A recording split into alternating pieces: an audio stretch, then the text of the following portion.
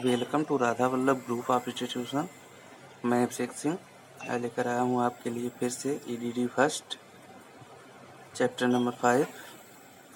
आज हम लोग जिस टॉपिक पर बात करेंगे उस टॉपिक का नाम है उपयोगिता गुणांक।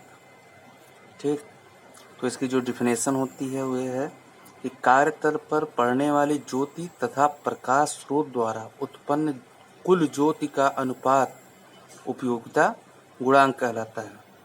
फार्मूला इसका यह है, उपयोगिता गुणांक या नीचा बराबर कार्यतल पर प्राप्त कुल ज्योति बटे प्रकाश स्रोत द्वारा उत्पन्न कुल ज्योति।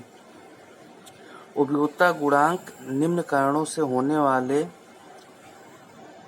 छत प्रकाश के लिए पूर्ति प्रदान करता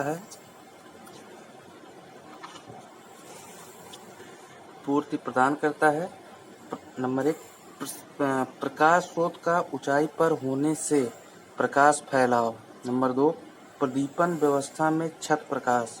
नंबर 3, चारों ओर की दीवारों व छत का रंग। नंबर 4, स्थान ऊंचाई अनुपात के अनुसार प्रकाश कारक दूसरे पर पड़ना। प्रत्यक्ष प्रदीपन व्यवस्था के लिए इसका मान 0.4 से 0.6 तक तथा अप्रत्यक्ष व्यवस्था के लिए 0.1 से 0.35 तक लिया जाता है।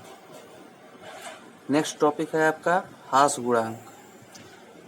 इसे रख रखाव या अनुरक्षण गुणांक भी कहते हैं। प्रकाश स्रोत, उसकी फिटिंग आदि पर मैल या धूल जम जाने से प्राप्त वास्तविक दशा में प्रदीपन तथा सबके स्वच्छ रहने की दशा में प्रदीपन का अनुपात ह्रास गुणांक या रख रखाव या अनुरक्षण गुणांक कहलाता है। इसे P से प्रदर्शित करते हैं। इसका फार्मूला है वास्तविक प्रदीपन बटे पूर्णतः स्वच्छ दशा में प्रदीपन।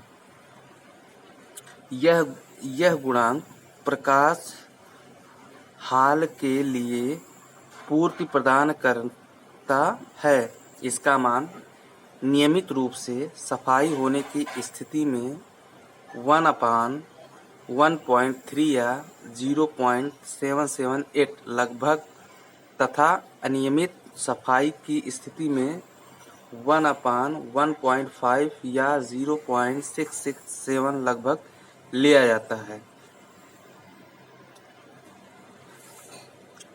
नेक्स्ट टॉपिक है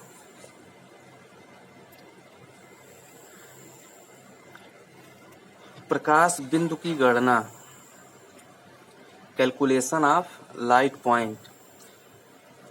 यदि AM स्क्वायर क्षेत्र के किसी तल पर आवश्यक प्रदीपन तीव्रता E ल्यूमन प्रति मीटर स्क्वायर हो तो तल आवश्यक ज्योति फाई बराबर E × A ल्यूमन होती है।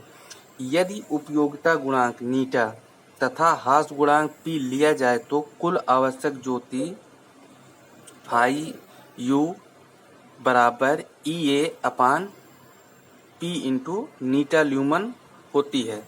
यदि प्रकाश के स्रोत की ज्योति दक्षता नीटा I ल्यूमन प्रति वाट हो तो P के बल्ब, P यहाँ क्या है आपका,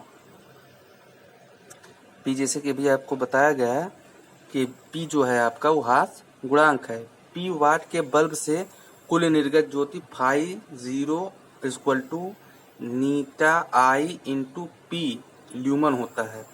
प्रकाश स्रोतों की संख्या ज्ञात करने के लिए क्या किया जाता है, कुल आवश्यक ज्योति फाई V/ कुल निर्गत ज्योति फाई 0 फाई O लिया जाता है। आइए अब हम यहाँ इसका जान लेते हैं उपयोगिता गुणांक का। प्रकाश स्रोत का ऊंचाई पर होने से प्रकाश फैलाव, जो कमियां होती हैं किन किन कारणों से होती हैं, जैसे कि प्रकाश स्रोत जो आपका है, बल्ब है, लैंप है, वो अपनी आवश्यकता से अधिक ऊंचाई पर लगाया गया है, स्थापित किया गया है, तो उसका जो फैलाव है, जो जो उसकी ज्योति की तीव्रता होगी वो जितनी दूर तक जाना है उतने दूर तक जाती है, तो उससे क्या होता है कि नीचे के तल पर अंधेरा होता है या फिर उतनी रोशनी नहीं होती है जितने के लिए हम बल्ब या लैंप का इस्तेमाल करते हैं। प्रदीपन व्यवस्था में छत प्रकाश। प्रदीपन व्यवस्था के लिए देखते हैं हम कि कमरों में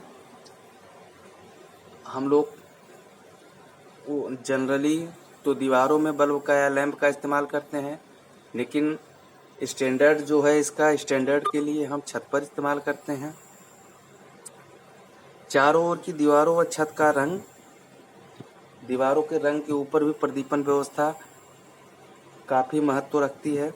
अगर दीवार का रंग सफ़ेद है तो रिफ्लेक्शन बढ़ जाता है, अगर दीवारों का रंग कलर है तो रिफ्लेक्शन कम होता है इन कंपैरिजन टू वाइट दीवार के।